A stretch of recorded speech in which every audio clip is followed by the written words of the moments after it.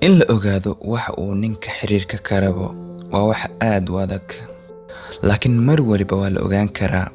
kaliya indho u yeelo calaamadahan xiga si aad u ogaato ninka haddii uu xiriir daacad ah kula sameyn rabo adiga, ama haddii uu kaliya ku arko gabar uu waqtigiisa isku dhaafiyo. Number 1, qoftiisa koowaad ayuu ka dhigtaa. Dunidiisa ayaad ugu sareysaa. Kama wado tani la'aantaada inuusan noolaan karin. Wuu noolaan karaa la'aantaada, laakiin marnaba ma jecla inuu la'aantaada joogo. waxaad tahay qayb muhiim ah oo noloshiisa ka mid ah. kaliya indhihiisa oo aad eegto marka uu ku soo eegayo ayaadna ku ogaan kartaa inuu si dhab ah kuu jecel yahay adiga. ninkaasoo kale waa nin aad kuu doonayo adigoo dhan. Number 2, wuu qorsheeyaa mustaqbalkiina.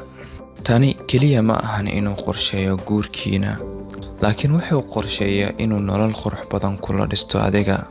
waxaa macquul ah inuusan ogeyn waxa uu 5 sano ee soo socota sameyn doono, laakiin hubaal wuxuu arkaa labadiina oo gacmaha is haysta.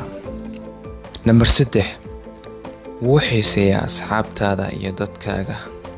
haddii uu kugu dhex arko mustaqbalkiisa, wuxuu xiiseyn doonaa asxaabta iyo dadka adiga kuu dhow sida familkaaga.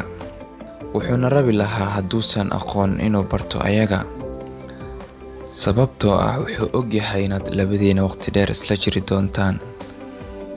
Number 4, markasta niyadda ayuu kuu qurxiyaa. wuxuu heegan u yahay mar waliba inuu ku farxad geliyo adiga, khaasatan waqtiyada madmadow.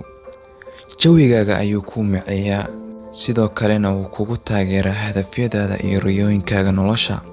wuxuu ka dhigtaa qofka uu ugu jecel yahay uguna xiiseeyo. Number 5, wuxuu ka dhigtaa qayb noloshiisa ka mid ah.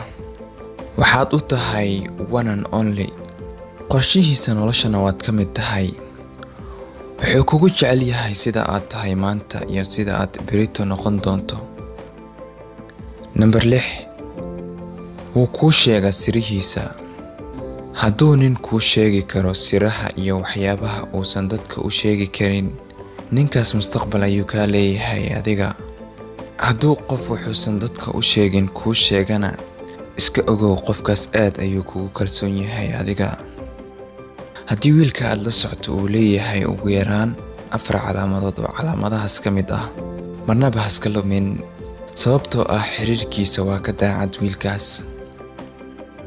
waa intaas saaxiibayaal. I hope inaad ka hesheen muuqaalkan. haddii aad ka heshay like si muuqaalkan. haddii aad nagu cusub tahayna nagu soo biir oo subscribe saaro channelkeena.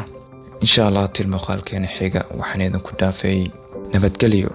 mar waliba faraxsanaada.